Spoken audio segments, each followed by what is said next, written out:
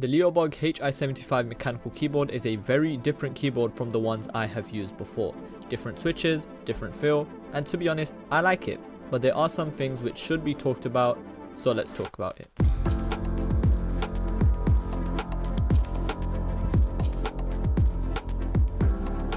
So let's start off with the design of the actual keyboard. The design is the first different thing I noticed from other keyboards that I've used before in a couple of ways. We have a thick aluminium keyboard which does have quite a bit of weight to it, and to be honest, I do like it. Most keyboards that I have used before are either made of plastic or try to make their keyboard feel light while having that metal feel. However, LeoBog didn't mind with how heavy their actual keyboard is, and to be honest, it does give a subtle premium difference from the competition. I got the white colored base here, which is made of aluminium, and it is really clean. It's uninterrupted all around except for the USB-C port, which is at the top of the keyboard, which is a placement I prefer since it is easy to hide the cable like behind your mouse pad or something. And yeah, you do get a really nice solid braided cable in the box, which is also coiled. No buttons on the side because this keyboard is wired, not wireless. The keys have a little bit of a curve on the top, allowing your finger to have a nice place to rest when typing. And we do have a little bit of a nice colorway going on here with the little blue and purple. It's like a baby blue, baby purple. I don't know if baby purple is a thing, but like baby blue and purple. If you got an all white setup, this is going to look really nice, and the keys do stand out nicely. The printing on the keys also doesn't feel like it's going to rub off anytime soon.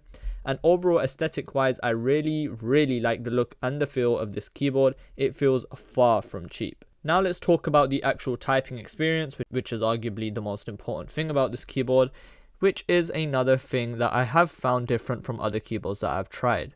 We got these yellow switches inside the keyboard, which to be honest, I haven't heard of before. I'm more of somebody who is used to the tactile feeling switches that have a really solid click when typing. Now here we have the opposite. Now at first I thought, okay, this is probably something that I'm not gonna like. But instead I kind of loved it, and I low-key prefer it instead of the actual clicky keys. The best way to describe the feel of this keyboard is a very creamy feel to every single click. Creamy is the best way to describe it, cream. And here's a sound test so you can hear it for yourself.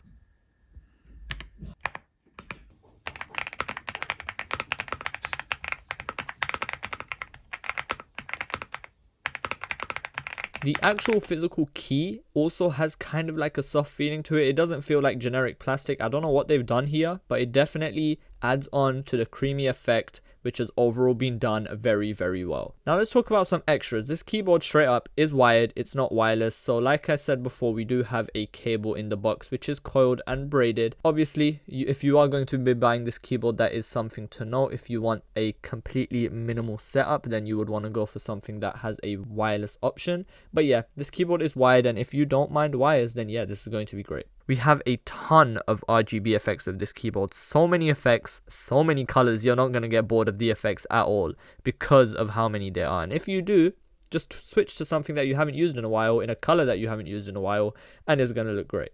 The LEDs are self-faced, which is slightly better for how bright the keyboard gets and how well you can see the actual RGB. However, if that is a little bit too bright for you, or if you feel that it is getting caught in your eyes, which I have noticed especially in dark environments, then yeah, you can always dim the keyboard. You also have this really nice knob at the top right of the keyboard, which I do see quite a bit of companies starting to do now, and it also acts as a button. Here's how it sounds. Tons of different line options we can take advantage of.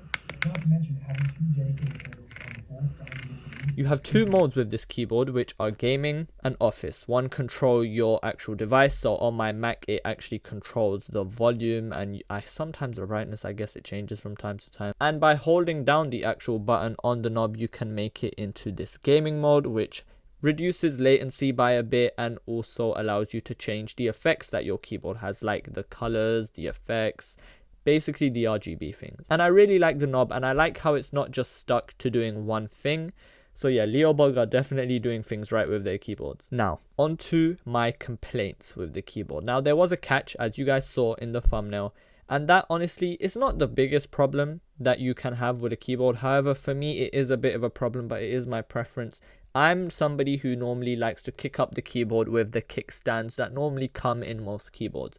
The kickstand is actually absent from the LeoBog Hi75, which is a bit of a bummer for me because my typing setup, my typing experience is normally a bit off of the actual desk. I like to have it at a bit of an angle. And yeah, that might just be me. However, that's one of the main problems that I found. However, they did make it up to have some rubber feet at the bottom of the keyboard. It is made of aluminium just to make sure that it doesn't move around and scratch your desk. But yeah, also because the LEDs are south-facing, they do sometimes get caught up in your eyes. Like you can see, there's a lot of light coming into your eyes. But like I said before, you are able to turn down the RGB effects. So yeah, again, this is a bit of an issue that happens sometimes. It doesn't happen all the time. If you are in a bright environment, it's a white keyboard, you won't need to use the RGB, even though you have it anyway. However, yeah, sometimes the RGB in especially dark environments, just make sure to turn it down a little bit. But yeah, the LeoBog Hi75 coming in at only $89 when I got it is a really, really good deal, especially for how premium it feels. I really like how LeoBog have been making their keyboards feel in such a good way for such a low price. And yeah, if you guys want to buy the LeoBog Hi75, it is going to be in the description, so make sure to check that out. But with that said, if you guys enjoyed this video, make sure to like, subscribe, and comment down below what you guys thought. And leave any keyboard suggestions you guys think could go up against this keyboard. I don't mind buying them, seeing what they're like, reviewing them, and showing you guys my thoughts. But yeah, with that said, thank you guys for watching, and I'll see you guys in the next video. Peace.